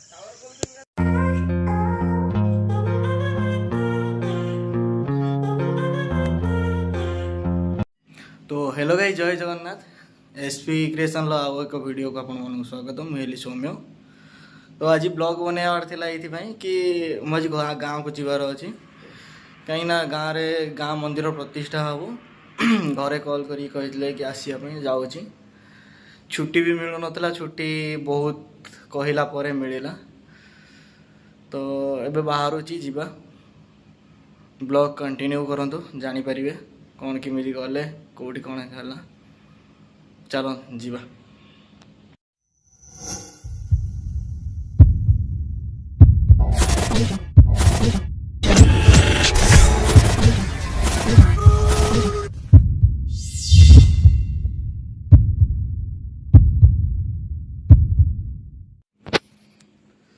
सो गाइस एबे तो माने रैपिडो एबे मु बुक करथिली तो बुक करली एबे तो से भाई एबे मते कॉल करथले कहले मु जाउची वेट कर मु आसो आराम से आसो तो टेंशन नहीं ता भीतर मु ट्रॉलीटा बाहर कर दिली देखि पारथिबे एबे ई ट्रॉलीटा मु बाहर कर दिली तो चलन जीवा लाइट ऑफ करो चाबी धरो जीवा चलो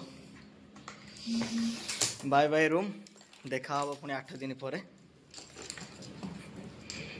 जीवा देखी दवा आउ कोटी कौन छाड़ी देली कि मु आउ तो कोटी कि छाड़ी नहीं शायद एक्स्ट्रा पके देथिया पॉकेट रे आउ तो कोटी कि छाड़ी नहीं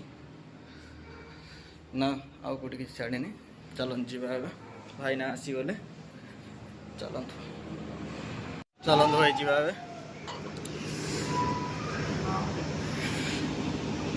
भाई ना हमारा आसी गले हाय कर दो भाई भाई इसको कहाँ रखें भाई थोड़ा हेल्प करो यार ना वेट तो भाई बहुत है बैग का गांव जा रहे तो भाई सामान तो लेके जाना पड़ रहा है चलो भाई बैठ जाते हैं भाई यहाँ पे वो जो दिल पसंद बोलते हैं ना दिल पसंद वो जो मिठाई होता है हाँ, वो कहाँ पे मिलता है भाई बेकरी में मिलते हो भाई जाने के बाद रास्ते में मिलेगा कहीं पे देखेंगे और डोर डाल दो हाँ डोर ओके चलो भाई ओके भाई बोलता हूँ अभी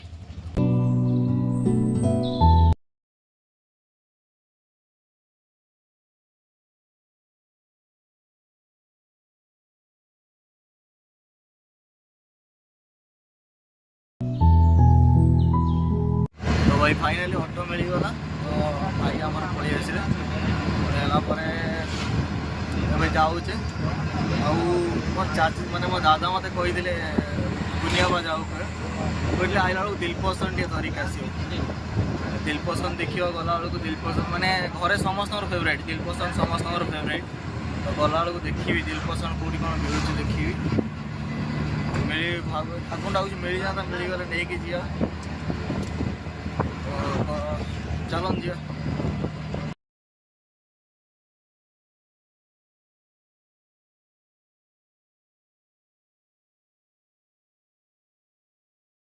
गले मियापुर मेट्रो स्टेशन तो एवं मोर बस अच्छी भुवनेश्वर आओ भाई बाट सारा बहुत खोजिली आमर दिल पसंद कथा कही घरे तो दिल पसंद बहुत खोजिली मिलला ही नहीं मन दुख होगा मिललानी मैंने मिनिमम 7-8टा दुकान खोजिली मिलला ही नहीं बहुत मन दुख होगा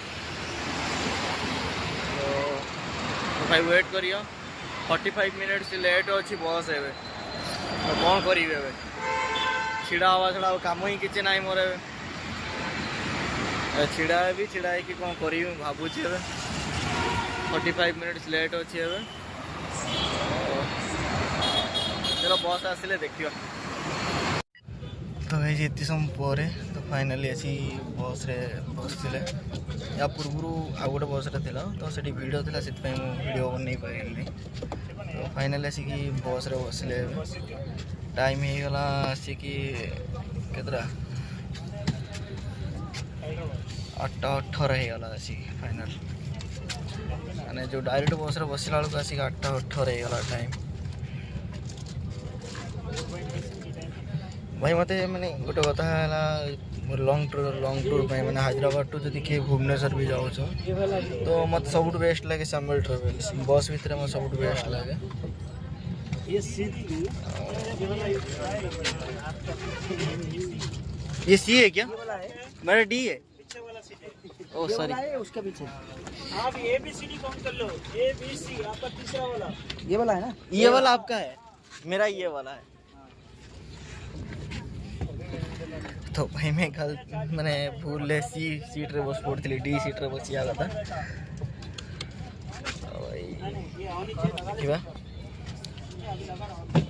এইটা ଗୋଟେ ଭାଇ ଭଲ ଲାଗେ କି ମାନେ ବସିଲେ ତାପରେ ନାସ୍ତା ବସ୍ତା ମିଳିଯିବ। ଏ କାମ କରୁନି ନା କି ସବୁ।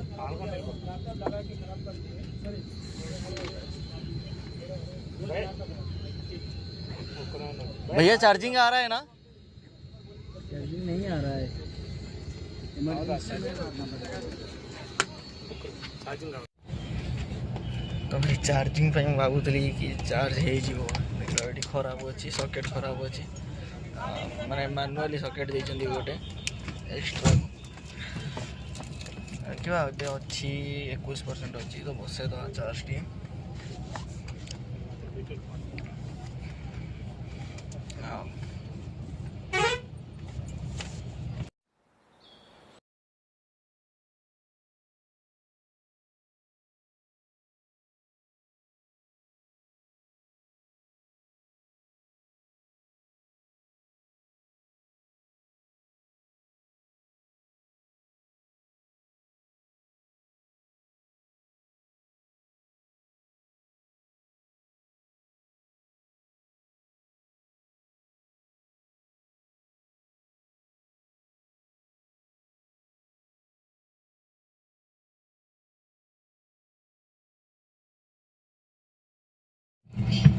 हेलो गाइस गुड मॉर्निंग उठिली नहीं बहुत भल था शुवा भी बहुत भल था राति गोटे जार अटकी खावाई खाइले खाई सारापर शुई पड़ी एवं उठिली टाइम आसिकी गला 8:30 पहुँच मैप रे देखुली लिखुला 12:30 पहुँची बट मत लगुनि एत शीघ्र पहुँचे टाइम था 2:45 टाइम था 2टा भी नुह 2:45 टाइम था तो देखा कौन कौच के पहुँच ब्लॉग कंटिन्यू करूँ जानी मु घरे पहुँचले घर टूर तापर मंदिर जो प्रतिष्ठा मंदिर ब्लॉग बनो कंटिन्यू करूँ चैनल को सब्सक्राइब कर रखु सब जापर चलते पुणी जना पड़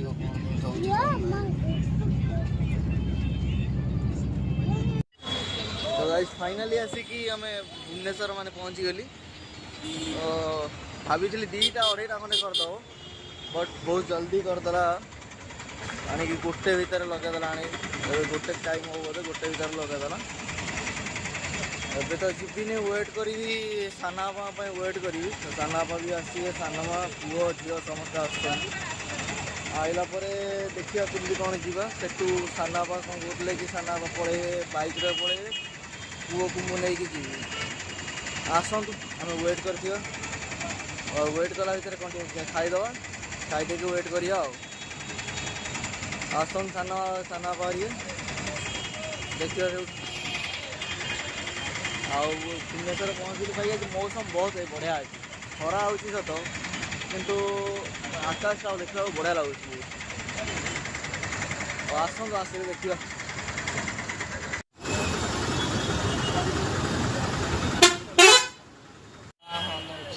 तो फाइनल गई जब पहुँची गले आसिक मैंने पहुँचले कि सब बस आसिक फाइनल पहुँचीगला बस रे चढ़ी गले पाखे भाई भी आसी मैंने सान भाईटा आसला सान बापा सान माँ आसुँच पछरे बाइक रे आसुँच कौन है कि अरे मैं पर खाइबी यार बस मोर बांति लगुच यार से खाऊनी किसी एक तो ये जो बस मैंने बेकुर अच्छी गरम अच्छी जो मैंने बांप बाहर से बाहर किसी खाऊन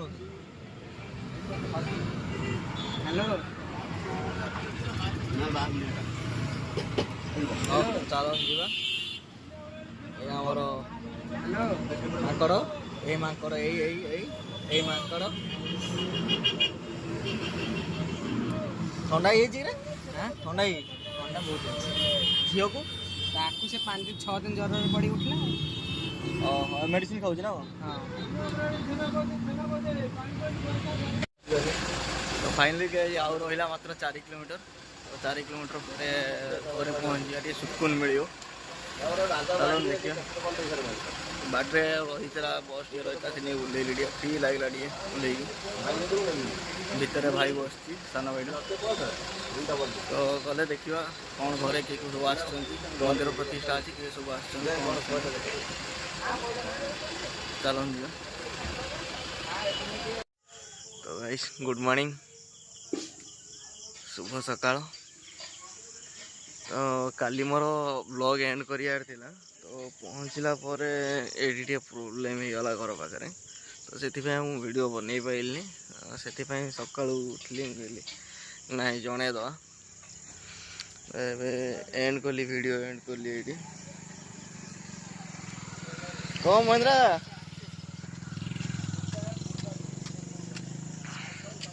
ଆଉ ମୁଁ ନେକ୍ସଟ ବ୍ଲଗ୍ରେ ତ ଘରେ ସମସ୍ତଙ୍କୁ ଦେଖେଇବି ଘର ବି ଦେଖେଇବି ଓକେ ରହିଲେ ଜୟ ଜଗନ୍ନାଥ ଜୟ ହିନ୍ଦ।